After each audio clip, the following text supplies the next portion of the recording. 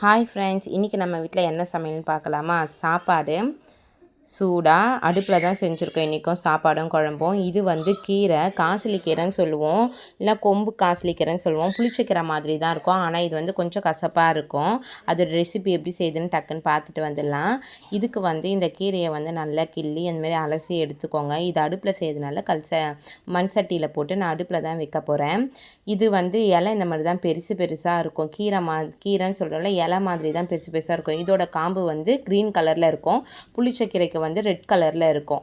இது வந்து ஒரு சிலருக்கு தெரியவே மாட்டேங்குது. எங்கள் ஓரத்தி நான் கல்யாணம் பண்ணின்னு வந்த புதுசில் இந்த கீரையை இது என்ன இலைன்னு கேட்டாங்க.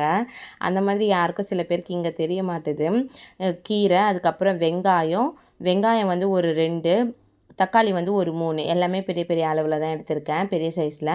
பச்சை மிளகா ஒரு 4 பச்சை மிளகா அந்த மாதிரி வச்சுருக்கேன். புளி வந்து கொஞ்சம் ஒரு பெரிய நெல்லிக்காய் சைஸ் அளவுக்கு கொஞ்சம் புளி வச்சுட்டு, பூண்டு போட்டுக்கோங்க. பூண்டு போட்டுட்டு மஞ்சள்தூள் போட்டுட்டு அடுப்பில் எடுத்துன்னு போயிட்டு நம்ம வச்சிடலாம். இதை நீங்கள் இதில் செஞ்சிங்கன்னா அப்படியே கடைஞ்சிடலாம். அதனால தான் நான் அடுப்பில் தான் இப்போல்லாம் செய்கிறது. அதனால் வந்து மண் சட்டிலே செஞ்சுருது.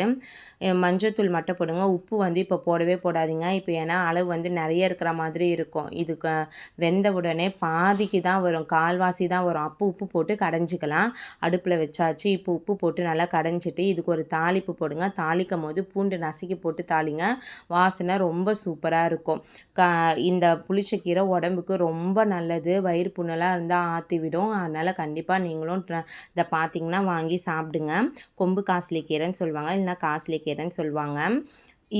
அதுக்கு சைட் டிஷ் வந்து வாழைக்காய் வறுத்துருக்கேன். மீன் மாதிரி நீட்டமாக கட் பண்ணி வறுத்துருக்கேன்.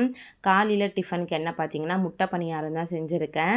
சூப்பராக இருந்தது இதோட டேஸ்ட்டு. இதோட ரெசிபி வந்து நான் ஈவினிங் போடுறேன். ரொம்பவே நல்லா இருந்தது. முட்டை பணியாரம் காலையிலக்கே நல்லா சாஃப்டாக இருந்தது. இது வந்து காரைக்குடி ஸ்பெஷல். அவங்கக்கிட்ட நான் ரெசிபி கேட்டு நான் போட்டிருந்தேன், ஒரு அம்மா கிட்ட கேட்டு. இதுக்கு வந்து சைட் டிஷ் வந்து கார சட்னி அரைச்சா நல்லாயிருக்கும். நான் வந்து வேர்க்கடலை சட்னி அரைச்சிருக்கேன். நம்ம வீட்டில் இதுதான் எனக்கு